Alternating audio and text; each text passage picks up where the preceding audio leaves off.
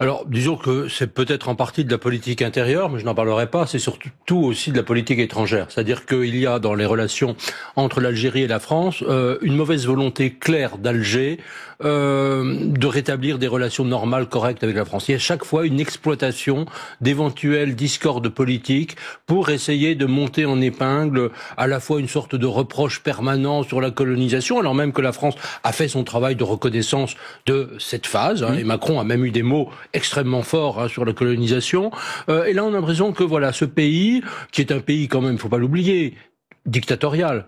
N'oubliez pas le Irak qui a été étouffé, donc ce mouvement de protestation de la jeunesse et du peuple algérien contre ce régime.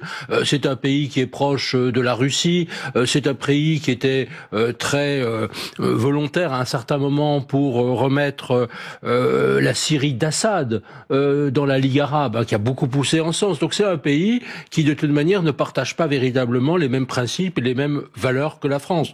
Donc bien sûr, il y a aussi les affaires très concrètes de Christophe Glaise, de Boualem Sansal, qui sont effectivement des atteintes vraiment de base aux droits de l'homme. C'est quand même quelque chose de fondamental.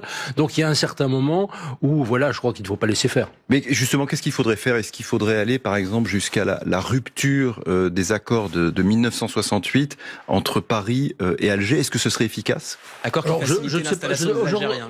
Aujourd'hui, je ne sais pas vraiment ce qui serait efficace. Soyons parfaitement clairs, parce qu'aujourd'hui, il y a une telle volonté d'Alger d'exploiter, encore une fois, cette relation pour des raisons de politique intérieure, pour essayer de conforter ce gouvernement autoritaire, et donc elle joue avec Paris pour essayer d'envenimer l'animosité soi-disant envers l'ancienne puissance coloniale. Ceci n'a strictement aucun sens. Donc voilà, les Algériens font leur politique dans leur coin.